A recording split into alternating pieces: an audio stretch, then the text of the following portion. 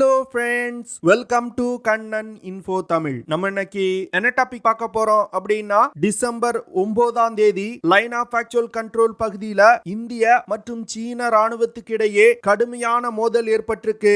இந்த மோதல்ல இரு தரப்பு வீரர்களுக்கும் காயம் ஏற்பட்டது அப்படின்னு மட்டுமே செய்திகள் வெளிவந்திருக்கு. ஆனா உண்மையான நிலவரம் என்ன? இந்திய மற்றும் சீன வீரர்களுக்கு இடையே லைன் ஆஃப் ஆக்சுவல் கண்ட்ரோல் பகுதியில எந்த இடத்துல வச்சு இந்த சண்டை நடந்திருக்கு?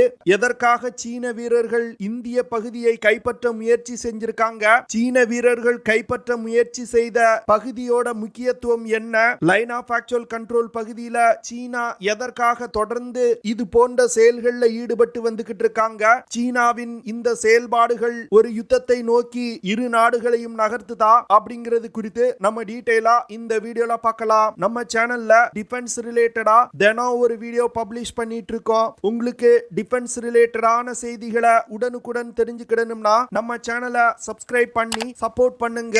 நீங்க பண்ற ஒவ்வொரு சப்ஸ்கிரிப்ஷனும் எனக்கு அடுத்தடுத்த வீடியோஸ் போடுறதுக்கு ஒரு மோட்டிவேஷனா இருக்கும். இந்திய மற்றும் சீன ராணுவத்துக்கு இடையிலான இந்த மோதல் அருணாச்சல் பிரதேஷ் மாநிலத்துல தவாங் செக்டார் பகுதிக்கு அருகில் உள்ள யாங்சி அப்படிங்கிற இடத்துல நடந்திருக்கு. தவாங் செக்டார் பகுதியில இந்தியன் ஆர்மியோட டிவிஷனல் ஹெட் குவார்டர்ஸ் இருக்கு.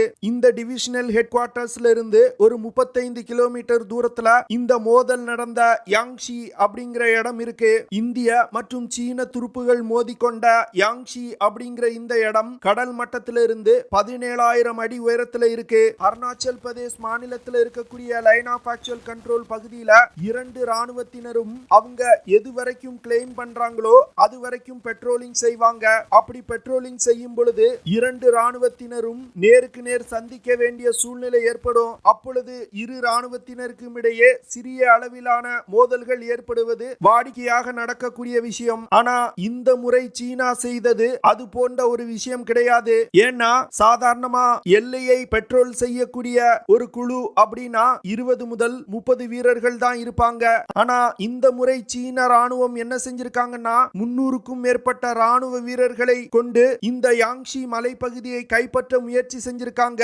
அதனால இது சாதாரணமா எல்லையை பாதுகாக்கக்கூடிய இரு குழுக்களுக்கு இடையே நடந்த மோதல் கிடையாது. இந்த யாங்ஷி மலைப்பகுதி கடல் மட்டத்திலிருந்து 17,000 அடி உயரத்தில் இருக்கு. அதனால இந்த மலைப்பகுதியிலிருந்து சீனாவுடைய ஒவ்வொரு நகர்வையும் இந்தியாவால் கண்காணிக்க முடியும். அதனால இந்த ஸ்ட்ராட்டஜிக்கல் முக்கியத்துவம் வாய்ந்த இந்த இடத்தை கைப்பற்றும் நோக்கத்துல சீனா இந்த நகர்வை செஞ்சிருக்காங்க.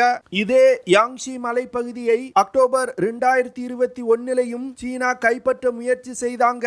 அப்பொழுதும் இந்தியா ஒரு சரியான பதிலடியை கொடுத்தாங்க. அதாவது சீன ராணுவ வீரர்களை இந்திய வீரர்கள் கைது செஞ்சாங்க.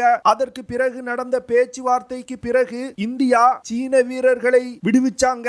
இந்த 300 வீரர்களை கொண்டு யாங்ஷி மலைப்பகுதியை கைப்பற்ற முயற்சி செய்வதற்கு முன் சீனா தன்னுடைய ட்ரோன்களை அனுப்பி இந்த பகுதியில உளவு தகவல் சேகரிச்சாங்க. இதை அறிந்து கொண்ட இந்திய விமானப்படை சீன ட்ரோன்களை Su-30 MKI போர் விமானங்களை வைத்து கிராம்பிள் செஞ்சாங்க. உடனே அந்த ட்ரோன்கள் சீன பகுதிக்குள் சென்று விட்டது. இது போன்ற பல விஷயங்களின் தொடர்ச்சியாக தான் இந்த மோதல் நடைபெற்றிருக்கு. சீன மற்றும் இந்திய ராணுவத்துக்கு இடையிலான இந்த மோதல்ல துப்பாக்கிகள் பிரயோகிக்கப்படல. இந்திய ராணுவத்தினர் கொடுத்த பதிலடியை தாங்க முடியாமல் சீன ராணுவத்தினர் தங்களுடைய எல்லை பகுதிக்குள் ஓடி இருக்காங்க. அப்பொழுது சீன எல்லைக்குள் இந்திய வீரர்கள் துரத்தி சென்று தாக்கியிருக்காங்க. இந்திய வீரர்களுடைய தாக்குதலை தாங்க முடியாமல் அந்த பகுதியில் இருக்கக்கூடிய தங்களுடைய போஸ்டுக்குள்ள சென்று சீன வீரர்கள் பதுங்கி கொண்டாங்க. அப்பொழுது தொடர்ந்து இந்திய வீரர்கள் சீன பகுதிக்குள் முன்னேறி சென்றிருக்காங்க. இந்திய வீரர்கள் தங்களுடைய போஸ்ட கைப்பற்றிடுவாங்களோ அப்படின்னு பயந்து சீன வீரர்கள் வானத்தை நோக்கி துப்பாக்கியால் சுட்டிருக்காங்க.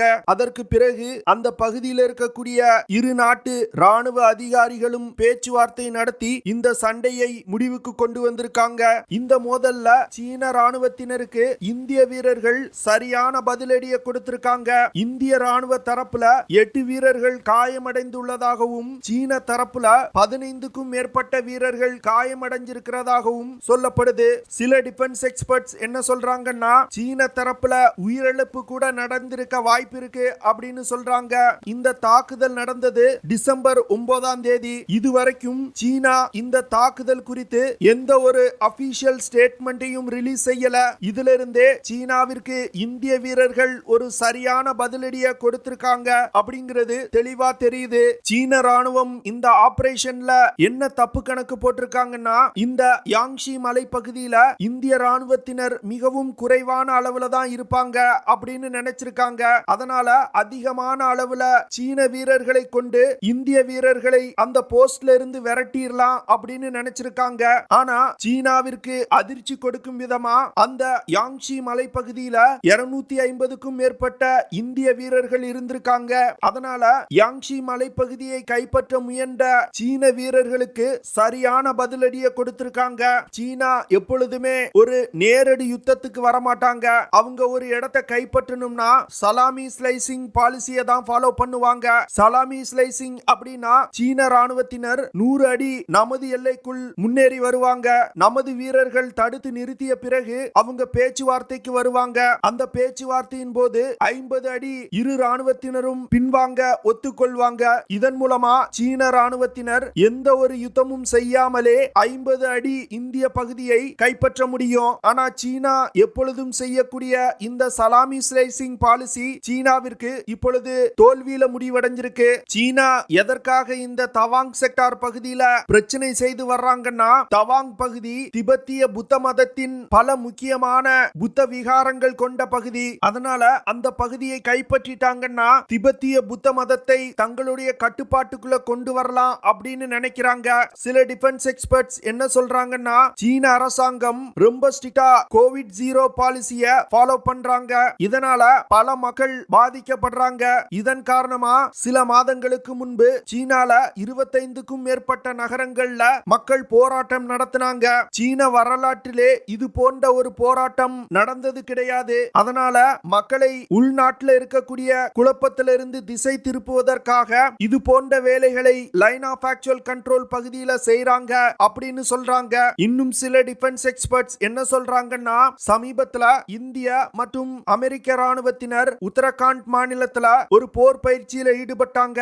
இந்த போர் பயிற்சி லைன் ஆஃப் ஆக்சுவல் கண்ட்ரோல் பகுதியிலிருந்து 100 கிலோமீட்டர் தொலைவுல நடத்தப்பட்டது. இந்த போர் பயிற்சிக்கு சீனா கடுமையான தங்களுடைய எதிர்ப்புகளை பதிவு செஞ்சாங்க. ஆனா இந்தியா இது வருடா வருடம் நடக்கக்கூடிய ஒரு சாதாரண போர் பயிற்சி தான் அப்படின்னு சொல்லிட்டாங்க. இந்திய மற்றும் அமெரிக்க துருப்புகள் நடத்திய போர் பயிற்சிக்கு பதிலடி கொடுக்கும் விதமா தான் சீனா இது போன்ற வேலைகள்ல ஈடுபடுறாங்க அப்படின்னு சிலர் சொல்றாங்க. ஆனா என்ன பொறுத்த மட்டில் சீனாவின் இந்த நடவடிக்கை ஒரு தொடர்ச்சியான நிகழ்வு அப்படின்னு நினைக்கிறேன். 2020ல கல்வான் வேலியில மோதல் நடந்த பிறகு 30 மாதங்கள் லைன் ஆஃப் ஆக்சுவல் கண்ட்ரோல் பகுதி அமைதியாக இருந்தது. இந்த 30 மாதங்கள்ல லடாக் மற்றும் அருணாச்சல் பிரதேஷ் மாநிலத்தை ஒட்டியுள்ள லைன் ஆஃப் ஆக்சுவல் கண்ட்ரோல் பகுதிக்கு அருகில் சீனா மிகப்பெரிய அளவுல இன்ஃப்ராஸ்ட்ரக்சர் வேலைகளை செஞ்சிருக்காங்க. குறிப்பா பாங்காங்சு ஏரி பகுதியில மிகப்பெரிய அளவிலான ஒரு ராணுவ தளத்தை அமைச்சிருக்காங்க. அந்த ராணுவ தளத்துல அதிநவீன ரடார்கள், ஏர் டிஃபென்ஸ் சிஸ்டங்கள், artillery units, armoured personnel carrier கொண்ட ஒரு படையணி போன்ற பல மிலிட்டரி அசெட்ஸ் அந்த பகுதிக்கு கொண்டு வந்திருக்காங்க. அதனை தொடர்ந்து அருணாச்சல் பிரதேஷ் மாநிலத்தை ஒட்டியுள்ள லைன் ஆஃப் ஆக்சுவல் கண்ட்ரோல் பகுதியில இப்ப பிரச்சனை கொடுக்க ஆரம்பிச்சிருக்காங்க. இதற்கு முன்பு அமெரிக்கன் டிஃபென்ஸ் எக்ஸ்பர்ட்ஸ் என்ன சொல்லி வந்தாங்கன்னா, 2034 இல்லன்னா 2035வது வருடத்துக்குள் இந்தியா மற்றும் சீனாவுக்கு இடையே ஒரு யுத்தம் நடப்பதற்கு வாய்ப்பு இருக்கு அப்படின்னு சொல்லி வந்தாங்க. அதாவது முதல்ல சீனா தைவானுடன் ஒரு யுத்தத்தை நடத்துவாங்க. அந்த யுத்தத்துக்கு பிறகுதான் இந்தியாவுடனான யுத்தத்தை தொடங்குவாங்க அப்படின்னு சொல்லியிருந்தாங்க. ஆனா 3வது முறையா ஷி ஜின்பிங் பதவியேற்ற பிறகு அவர் ஒரு ஸ்பீச் கொடுத்திருந்தாரு. அந்த ஸ்பீச்சில் இருந்து 2027வது வருடத்துக்குள் இந்தியாவுக்கும் சீனாவுக்கும் இடையே ஒரு யுத்தம் நடப்பதற்கு வாய்ப்பு இருக்கு அப்படின்னு அமெரிக்கன் டிஃபென்ஸ் எக்ஸ்பர்ட்ஸ் இப்ப சொல்றாங்க. இதன் காரணமா தான் சமீப காலமா இந்தியா அதிகமான அளவிலான ஆயுதங்களை வாங்கி குமிச்சு வர்றாங்க. இந்தியாவின் முப்படைகளும் தன்னுடைய ஆபரேஷனல் ரெடினஸ் தொடர்ந்து அதிகப்படுத்தி வந்துகிட்டு இருக்காங்க. அதாவது 6 முதல் 1 வருடம் நடக்கக்கூடிய யுத்தத்துக்கு தேவையான ஆயுதங்கள் மற்றும் எரிபொருளை இந்தியா இப்பொழுதே சேகரிக்க ஆரம்பிச்சிட்டாங்க. அது மட்டும் இல்லாம அக்னி 5 மிசைல் சோதனை, INS அரிகாந்த் நீர்மூழ்கி கப்பல்ல இருந்து சப்மரின் லான்ச் பாலிஸ்டிக் மிசைல் சோதனை, S-400 ஏர் டிஃபென்ஸ் சிஸ்டத்தை இந்திய படையில் படையில் இணைத்தது, ரஃபேல் போர் விமானங்களை இந்திய படையில் இணைத்தது, அக்னி பிரைம் மிசைல் சோதனை, INS விக்ராந்த் விமானம் தாங்கி போர்க்கப்பலை இந்திய கடற்படையில் இணைத்தது போன்ற பல விஷயங்களை இந்தியா சீன யுத்தத்தை மனதில் வைத்துதான் செய்து வர்றாங்க அப்படின்னு டிஃபென்ஸ் எக்ஸ்பர்ட் சொல்றாங்க.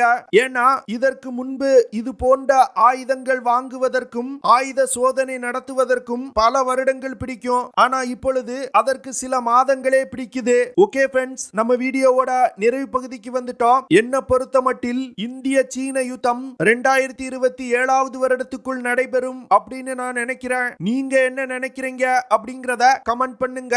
இதெல்லாம் தான் நான் உங்ககிட்ட ஷேர் பண்ணணும் அப்படின்னு நினைச்ச விஷயங்கள். ஐ ஹோப் நான் ஷேர் பண்ண விஷயங்கள் உங்களுக்கு பிடிச்சிருக்கும்னு நினைக்கிறேன். அப்படி பிடிச்சிருந்துச்சுன்னா ஷேர் பண்ணுங்க, லைக் பண்ணுங்க, கமெண்ட் பண்ணுங்க. மறக்காம நம்ம சேனலுக்கு சப்ஸ்கிரைப் பண்ணுங்க. அப்படியே அந்த பெல் நோட்டிபிகேஷனை கிளிக் பண்ணி ஆல்ங்கிற ஆப்ஷனை எனேபிள் பண்ணிக்கங்க. See you in the next video. Jai Hind.